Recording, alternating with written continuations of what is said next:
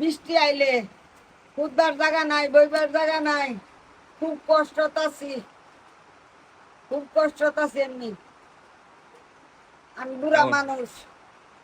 আপনারা অবশ্যই সাহায্যের হাত বাড়ায় দেন এবং আসেন। এই দেখেন একজনে টাকা দিছিল কিছু, এটা দিয়া একেবারেই বাদ হয়ে গেছে। একজনে কিছু টাকা দিছিল, ওইটা দিয়া ওই যে উপরের কাগজটা টানানো হয়েছে। কাগজটা টানানো হয়েছে। এই এর আগে যে মাত্র সামান্য বৃষ্টি, এই দেখেন এখনো পড়ে না। একটু বেশি পড়লেই ঘরের মধ্যে আর থাকার ব্যবস্থা নেই, কাগজেও মানে না। কাগজে মানে না, কাগজেও মানে না। আসসালামু আলাইকুম ওয়া রাহমাতুল্লাহি ওয়া বারাকাতুহু। সম্মানিত প্রিয় দিনী ভাই ও বন্ধুরা, আপনাদের সামনে তো আগে আসলে বিভিন্ন ধরনের আমল, আমি দোয়া শেয়ার করেছি। তো আজকে আমি আপনাদের সাথে একটি মানবিক আবদার শেয়ার করছি। মানবিক একটা আবদার আপনার একটা শেয়ারের মাধ্যমে হতে পারে ওনাদের।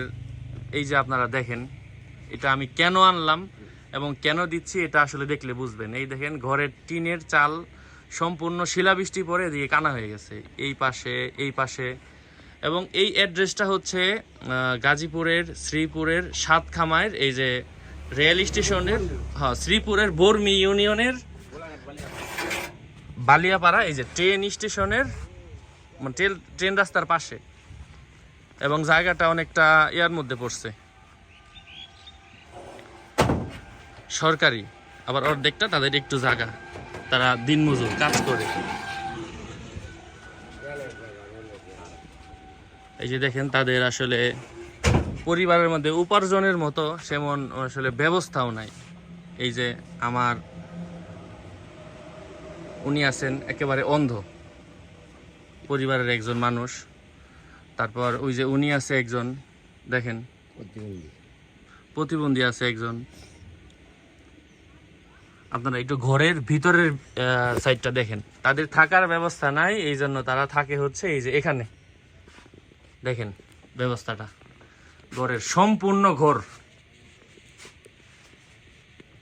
এদিকে তো বেড়ার জন্য দেখা যায় না, এই দেখেন। এবং ওই পাশে যে ঘরটা আছে ওইটার মধ্যেও একই ধরনের অবস্থা, এবং ঘরের মধ্যে থাকার কোনো ধরনের পরিবেশ নাই, ভিজা, থাকার ব্যবস্থা নাই। এই জন্য তারা থাকে হচ্ছে এই যে বারান্দার মধ্যে, এই যে গোসলখানা, ওই হচ্ছে বাথরুম। এবং আপনারা আপনাদের পক্ষ থেকে বলবেন একটু,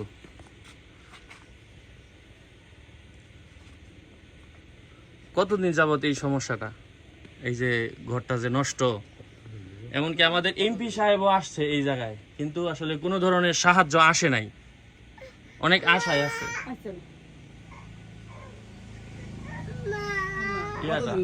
কতদিন যাবত?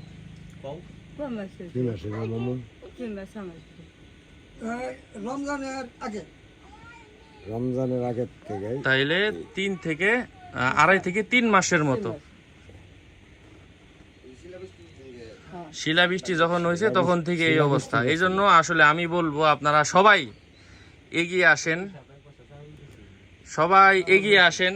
আমাদের শ্রীপুরের মধ্যে যারা আছে, সাতখামাইয়ের গ্রামের নাম কি জানি, বালিয়াপাড়া, গোলাঘাট, আপনারা যারা আশপাশে আছেন শ্রীপুরের মধ্যে, আপনারা স্বচক্ষে নিজেরাও আসতে পারেন, আইসা দেখতে পারেন। এবং ওনাদের সাথে যোগাযোগের নাম্বার, মোবাইলটা দিয়ে আপনাদের মোবাইল এবং ওনাদের নিজেদের বিকাশ নাম্বার।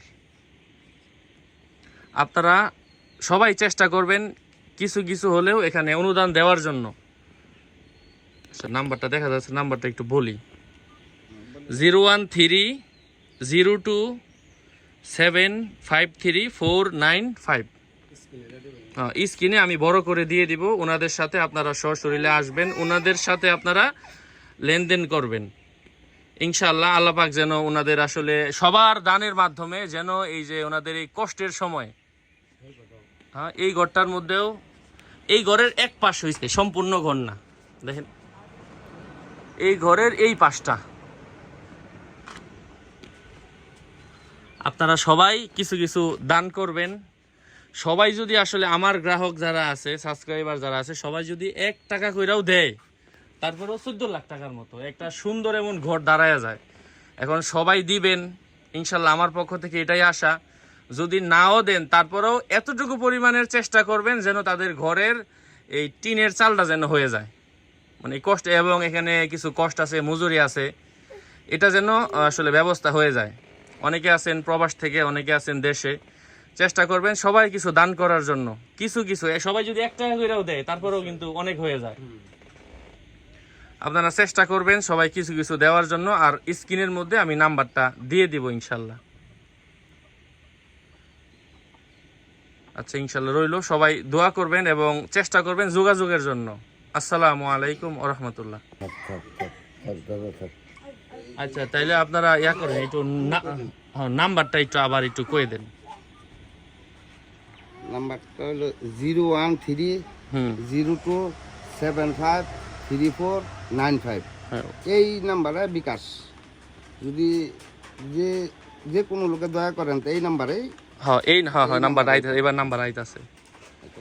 এই যে দেখেন, করতে করতে কিন্তু বৃষ্টিও পড়তেছে। এই যে বৃষ্টি পড়তেছে, আপনারা শব্দ শুনতেছেন, বৃষ্টি শুরু। তখন এই মুহূর্তে ওনাদের আসলে পরিবারের মধ্যে কতগুলা মানুষ, ছেলে আছে, ছেলের বউ আছে, এই মুহূর্তে তারা